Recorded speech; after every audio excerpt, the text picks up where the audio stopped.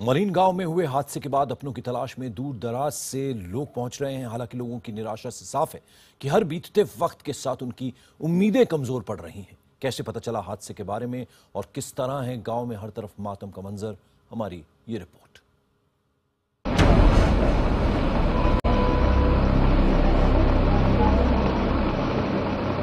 तेज बारिश के चलते पहाड़ी मिट्टी जैसे ही गिरी हुई, अचानक चट्टानों का खिसकना शुरू हो गया।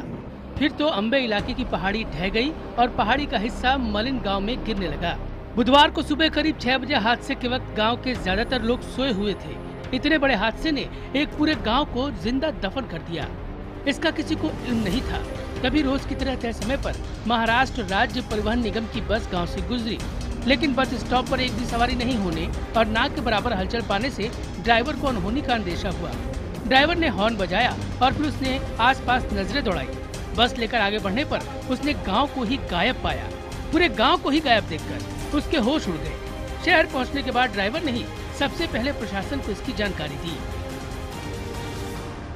मी स्वतः फोन केला होता पोलीस स्टेशनला, पण फोन लागला नाही म्हणून आमच्या चुलत भावाला फोन करून त्याला माहिती दिली। तिकडून पोलीस स्टेशनला फोन करून माहिती दिली अशी अशी घटना घडली आणि तुम्ही पोलीस स्टेशनला त्वरित फोन करावे। हादसे की जानकारी मिलते ही राज्य सरकार हरकत में आ गई। इसके बाद तो मलिन गांव से जिसका भी रिश्ता है उसी के पास दुखों की अंतहीन कहानियां शुरू हो गयी। सुरेंद्र दासी अपने परिवार के 22 सदस्यों और ससुराल के 7 सदस्यों को ढूंढने के बाद अब हताश हो चुके हैं। गांव के 46 घरों में से इक्के दुक्के ही बचे हैं। अपनों की तलाश में दूर दराज से आने वाले सदमे में हैं। आए तो देखो तो सब सुन सन्नाटा हो गया। सब कहीं देखा नहीं, मकान नहीं, किधर नहीं। जो बहुत मकान था, 40-50 मकान था इधर सब नहीं दिख रहे। मलिन गांव पहुंचने वालों को अब एनडीआरएफ टीम से ही आसरा है। हालांकि गीली मिट्टी की वजह से मलबे के भीतर जीवन बचाने लायक ऑक्सीजन होना संभव नहीं। फिर भी राहत बचाव दल हर एहतियात के साथ अपने काम में मुस्तैदी से जुटा है। बचाव दल की यही मेहनत लोगों की उम्मीद है। मलबे के नीचे मेरे पिताजी, मेरी छोटी बहन और मेरा छोटा भाई, 3 लोग, और दूसरी जो बहन थी उसका ससुराल भी यही था।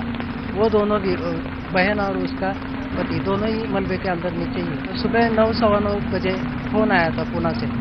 बहन है पुणे में, उसका फोन आया था कि निकल आओ, कुछ भी नहीं बचा। हादसे की खबर मिलते ही पुणे की ऑर्डिनेंस फैक्ट्री में काम करने वाला ये शख्स गांव पहुंच गया, लेकिन यहाँ बिखरे परिवार की निशानियां पाने तक को उसे तरसना पड़ रहा है। मेरे 25-30 लोग हैं परिवार के। हादसे के बाद इस वक्त सारा जोर राहत और बचाव कार्य पर है, लेकिन ये वक्त ये सोचने का भी है कि प्रकृति की गोद में बसे गांव की मौत का जिम्मेदार कौन है। जरूरत इस मुद्दे पर गंभीरता से विचार करने की है। Bureau report, IBN 7।